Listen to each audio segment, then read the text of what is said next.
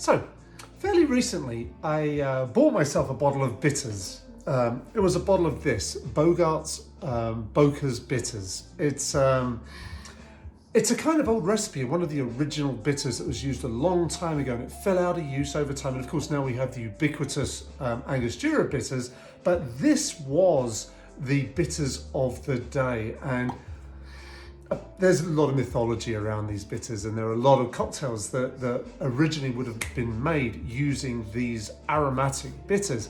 So I bought this bottle from the Bitter Truth, and it's made in Germany, and they've got a lot of information about the provenance of their recipe, and there's no extant or existing bottles of that bitters to actually try, and then people said there were some. Anyway, it was all really exciting. I got this a huge bottle of bitters. I hope it will last me for some time, but in order for me to use it, I would come up with some cocktails. So I noticed there was a cocktail called an Old Smoky Bastard, and it was made by a bar mixologist tender called Craig Toon in a bar in Merseyside. And it's called a Smoky Old Bastard because it has smoky notes in it that's going to come from one of the ingredients. And it's also a bastardized version of an old fashioned, therefore the Smoky Old Bastard. And so I just thought I'd make it just for fun, and because it's kind of cold out and it seems like a warming, interesting drink. So I'm going to follow the directions that I found, which are, first of all, you take 4 ice cubes. It was very specific about that. My ice cubes are a bit on the small side, so I don't know really if that's really going to work, but there we go.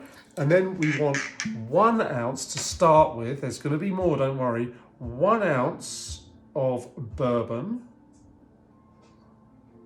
That goes into the glass, and then here comes an interesting ingredient.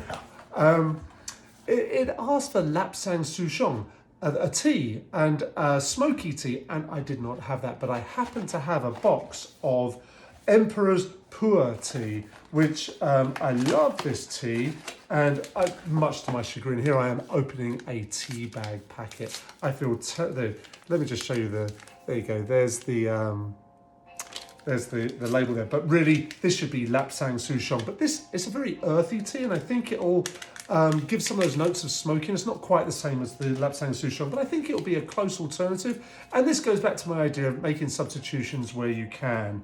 Like I said, I don't know if this is going to be exactly perfect, but we're going to try. That tea bag goes into the whiskey with those ice cubes, and I'm going to stir it. I'm going to follow these part of the instructions quite carefully. I'm going to stir it for about a minute. This is going to be interesting because the tag is going to get completely tied around my measuring spoon, and I'm fairly sure that's going to be somewhat terrible when it comes to me to taking the tea bag out. Well, I guess I'll just use the other end of the spoon. I've got to use that for a different purpose anyway. I'm going to squeeze out the tea bag to make sure that any of the flavours go out. Although making tea with something cold, boiling water is what it's supposed to be. So I'm already a little bit suspicious about this, but I love the smell of the Pu'er tea, and I think it will be just about fine. So you do that for about a minute. I wasn't really watching my timer on my phone there, but I think that's going to be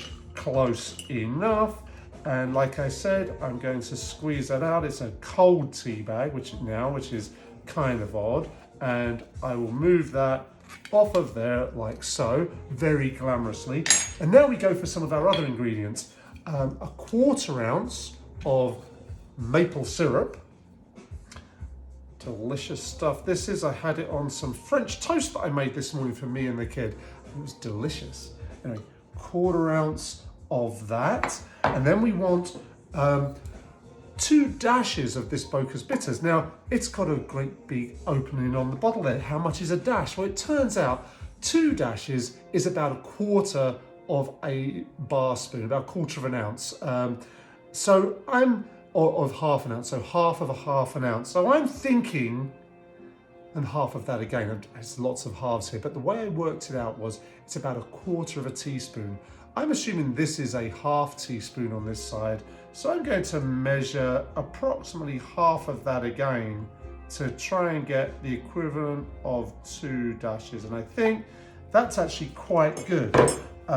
So I'm going to stir that in there like so, get it chilled in. And then what we want is more ice, another ounce of whiskey, or bourbon as I mentioned, and that's good because that will rinse out the remainder of the maple syrup out of there, which is going to work quite well. Keep on stirring, said the recipe.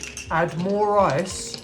You want this, so you want to kind of not quite fill it with ice because it gets kind of tricky to drink, but you want to stir it until it's nice and chilled. So we've built the drink in our glass here. I did see other recipes which said that you could put it in a mixing glass first, but I'm not so sure about that. And actually already from this, I'm getting those smells of both the bitters and the tea. It's actually really interesting. I think that's pretty nice and chilled. Now I think that'll do it. All I need to do is add a twist of lemon, and I'm going to do that with my knife like so. Nice long one, we'll stick that in there, and let's see what we got.